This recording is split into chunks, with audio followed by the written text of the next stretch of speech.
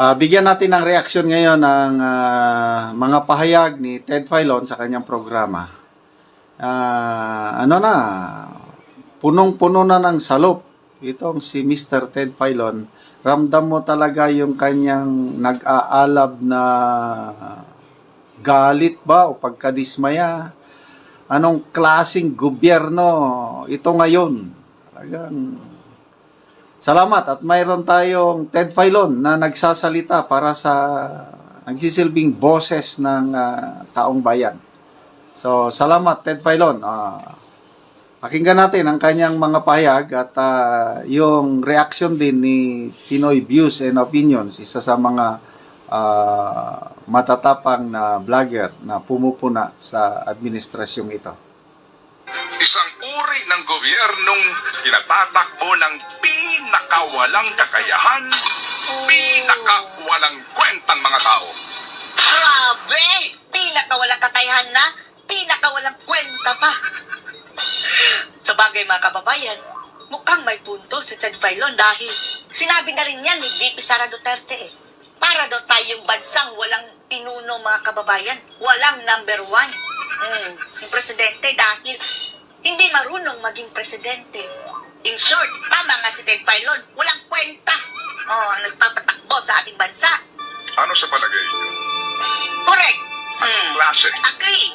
anong uri ng gobyerno meron tayo ngayon Gobyerno ngagnag. sa Pilipinas? Kleptocracy. Grabe ang term mga kababayan, no? Kleptocracy. Di ba kung may kleptomaniac mga kababayan, yung magnanakaw, eto, kleptocracy. Naka-embed na sa ating gobyerno ang nakawan. Huwag kang magmalinis! Nagulang pa ako sa... So, klepto, from the word kleptomaniac, ibig sabihin yung pagnanakaw. So, yun po, napakatinding birada ni Ted Filon sa ano. Uri ng pamamalakad sa gobyerno ng mga taong lulong sa... Palakpakan. Di ba? Diyan mga kababayan, the House of Representatives. Nakasentro yung kleptocracy. korupsyon, Ayan pa, Nung magaling lang sa bunganga mga kababayan pero walang gawa. Puro ngawa, walang gawa. mga taong ginagamit ang posisyon sa gobyerno para... Grabe palakpak niya sa ng zona ni BBM. Namula ang kanyang kamay mga kababayan ni Tulfo afterwards. Nagpamassage pa mga kababayan dahil masakit ang kamay sa kakapalang. magkamal ng yaman sa Magkamal ng kapinsalahan yaman. ng taong bayan. At expense of people's money. Kakistocracy. Puro kasi. From the Greek word kakisto, meaning worst.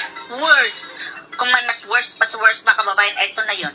The worst president ever, ha? And ang tingin natin, mas malala pa ito kay Pinoy Aquino mga kababayan Government Mas malala pa kaysa sa kanyang ama na ang diktador na si Marcos by the Sr. worst. Isang uri ng gobyernong tinatatakbo ng pinakawalang kakayahan, Weak leader.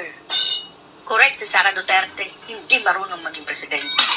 pinakawalang kwentang mga tao. Walang kwenta! Ano sa palagay niyo? Tama. Tama.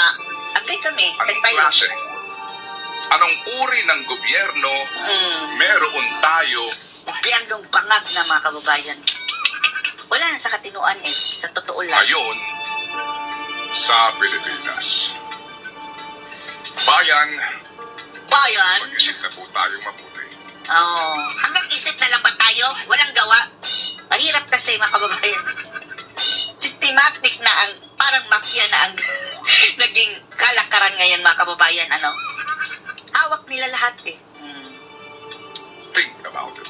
Think about it. Sinasabing may demokrasya sa Pilipinas sapagkat Inaabuso ang demokrasya mga kababayan. inihahag At eto naman ang kanilang ginagamit ngayon para mang-abuso sa kapangyarihan.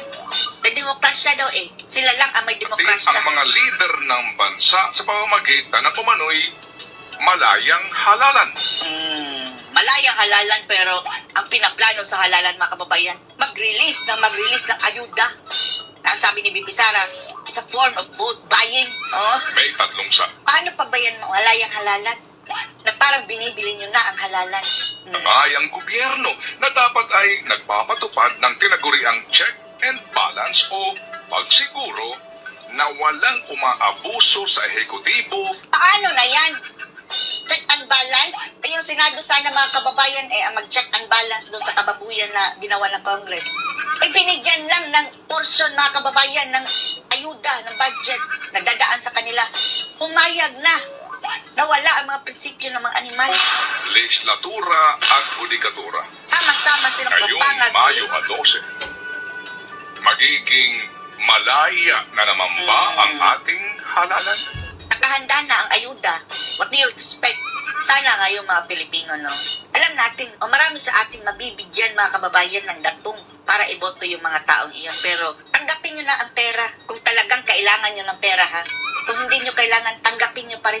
Kayo na lang ang mamigay sa iba. Ibigay nyo na sa mga nangangailangan. Pero huwag kayong magpapagamit. Huwag kayong magpapauto. So, ayun, demokrasya nga dahil may eleksyon. Kaya lang, ang problema sa atin, mga voters natin is kulang pa sa maturity. Ang simula ng corruption ay nandyan sa eleksyon. Dahil may mga botante pa tayo na hindi iniisip ang kapakanan ng bayan. Ang iniisip lang yung makuha ngayon na ilang daang piso. Makabot ng 1,000.